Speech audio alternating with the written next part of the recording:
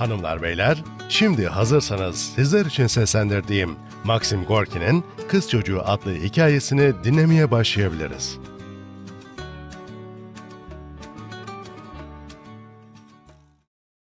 Denizin temiz havasını ciğerlerime doldururken, gün ortasında parkın patikalarında dolaşan hastalar arasında sessizce bir şeyler soran, hüzünlü, kocaman gözleriyle beni şaşırtan garip bir kız çocuğu gördüm.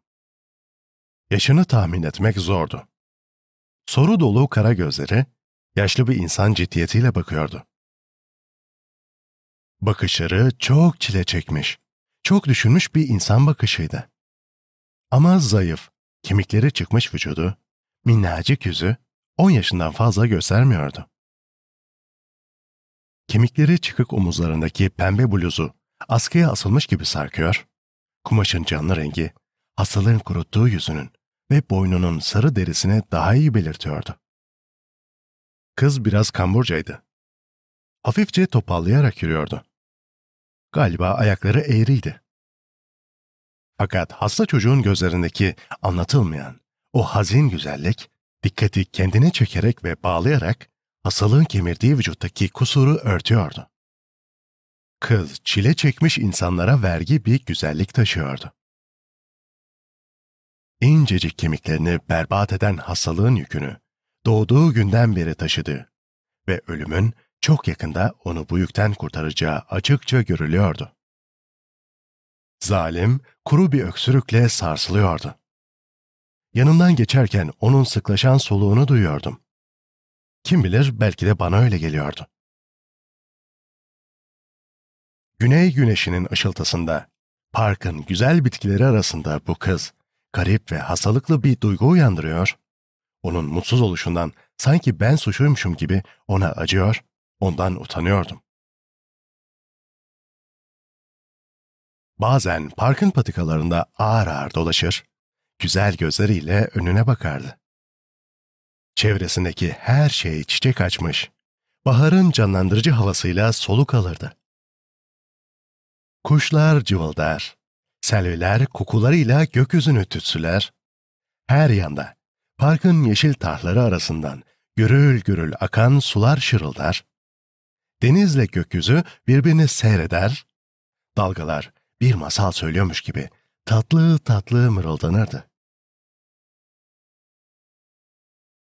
Kız bu zengin tabloları görüyormuş, tabiatın uyanış müziğini duyuyormuş gibi yaşlı sedir ağacına doğru gider, orada onun gölgesi altında otururdu.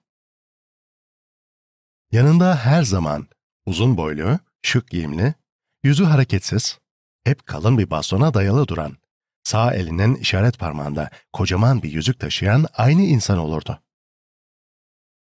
Kız sıranın üstüne oturduğu zaman adam sorardı. "Yoruldun mu?" Adam yüksek sesle konuşurdu. Kız onun sorusundan irkilir, başını sallayarak cevap verirdi. Her zamanki gibi uzun bir süre, 1 saat, hatta daha çok otururdu. Yanındaki adamla konuştuğunu hiç görmedim. Kızın gözleri ileri bakar.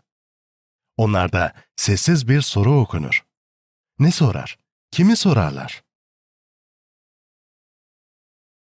Kızın önünde bir havuz vardır. Havuzun ortasında piramit biçiminde çirkin bir taş yükselir.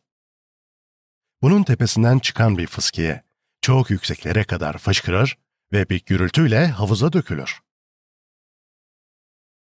Bu fıskiyenin kırılarak damlalara bölünüp bir çavlan halinde aşağı düştüğü yerde, güneş ışınları onları gökkuşağının binbir rengine boyar. Bu renk değerli taşlardan yapılmış, doluyu andıran güzel bir manzaradır. Ama kız bu güneş oyununa hiçbir zaman bakmazdı. Bakışları önündekilerden daha ötesine yönelirdi. Hasta kızın çevresinde kaynaşan hayat içindeki bu kendi iç dünyasına bakışı, mistik bir izlenim uyandırıyordu. Bu kız niçin acı çekiyor? Böyle bir yaşayış için doğması kime, niçin gerekti? Onu görünce böyle sorular hatıra geliyor ve kimseye gerekli olmayan, Bundan ötürü de insafsız olan bu sorulardan insan buz gibi oluyordu.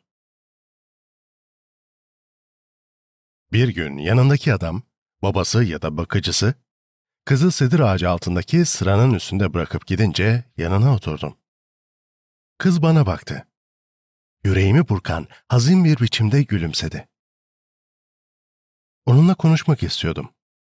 Ama neden söz açacağımı bilmiyor, bakışlarıyla ezilmiş bir halde ona karşı saygıdan da öte bir şeyler duyarak susuyordum. Çevremizde neşeli ve güçlü bir hayat var. Üzerimizde kuşlar, ayaklarımızın altında karıncalar. Her şey yaşamakta acele ediyor. Uçuyor, şarkı söylüyor, gidip geliyordu. Ben çocuğa bakıyor, düşünüyordum.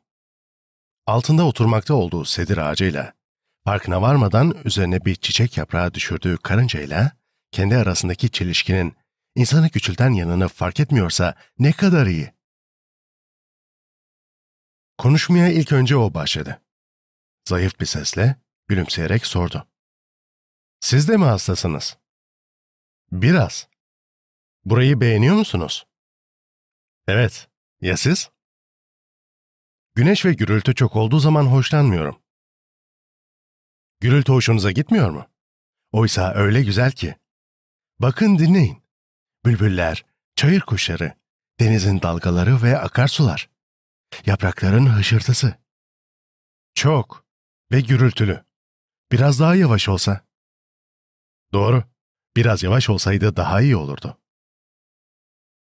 Doğrular gibi başını salladı ve "Ya Petersburg? Bakın işte orası kötü. Bizim orada, köyde sessiz, sessiz, hele geceleri. Yatarak dinlenmesini çok severim. Uzun uzun dinlenmek. Hiçbir şey duyulmaz. Hatta toprak bile yoktur. Sonra birdenbire bir şeyler işitir ve irkilirsin. Böyle çok iyi." Öksürmeye başladı. "Konuşmak size dokunuyor," dedim. Kısaca evet dedi. Sustu. Yavaşça, hemen hemen bir fısıltı halinde ekledi. "Bana her şey dokunuyor."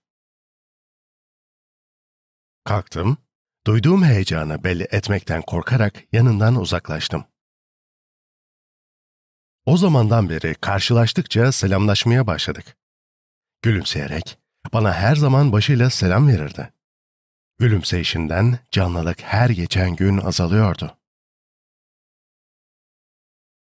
Bir gün parkta onu aradığım zaman, kollarında kız çocuğu, karşıdan gelen kaygısız adamı gördüm. Yanıma geldiği zaman, bilinmeyen bir korkuya kapılmış bir halde, "Uyumuş mu?" diye sordum. Düşünceli düşünceli bana baktı ve boğuk bir sesle, "Öldü," dedi. Sevgili dostlar, bir sesli hikayenin daha sonuna geldik. Yeni bir hikayede yeniden görüşünceye dek esen kalın.